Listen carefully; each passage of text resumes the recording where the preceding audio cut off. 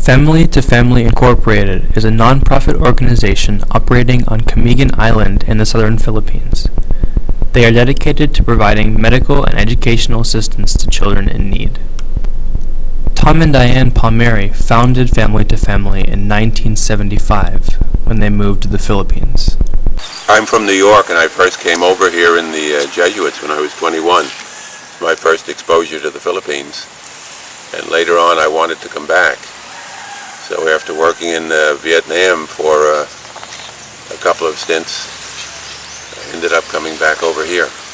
I'm from Iowa. I grew up in Iowa and became a nurse in college and went to Vietnam because I wanted to give back some of what I received in getting an education, and that's where I met Tom.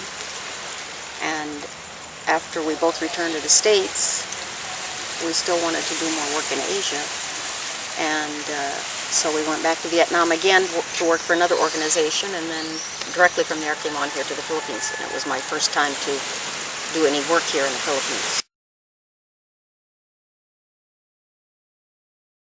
Once we got here, we saw that there were a lot of needs, and we let people know about what we were doing here, especially family and friends, and some of them started sending us money to help us out to do the very simple things. We started out with a feeding program and took in foster babies, and then we decided we should really formally incorporate our organization so that we could get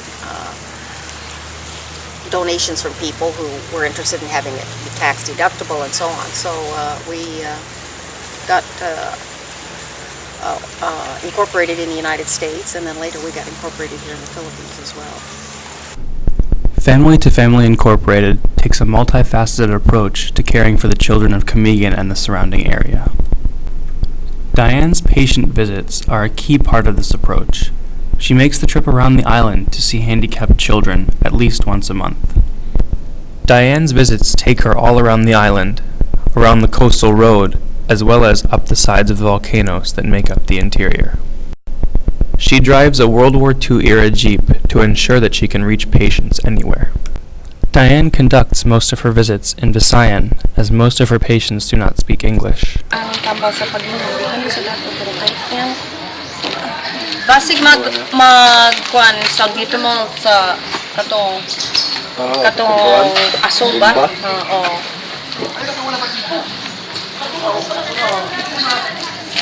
Because the patients cannot afford even the most basic medical care, Family to Family must provide everything from food to bandages to medication. Diane encounters all types of cases, from the very simple to the extremely rare. He was trapped in a field of grass that caught fire in the middle, and then he had the slippers on, so the bottoms of his feet didn't get burned with this whole area here. It's like second degree, I think. So it's going to take a lot of work. This little boy is mentally ill, deaf, and was born with closed tear ducts.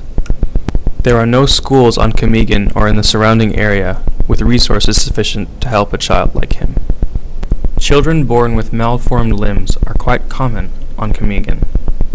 Family to Family purchased a special prosthetic boot for this boy. Cases of cleft lip and cleft palate are very common in Camiguin. Family to Family helps with these cases and just recently paid for 4 children to undergo surgery to repair their lips and palates. This little girl was born with both hips dislocated and also has severe, uncontrollable clenching of her hands and feet. Surgery to correct her problems would be commonplace in the United States. However, her family cannot afford such an expensive medical procedure. Family to Family funds a physical therapy clinic for handicapped children. Without such physical therapy, some of these children would never have any hope of walking. This boy recently had surgery to correct for walking on his toes. He has had some complications and can still not walk properly.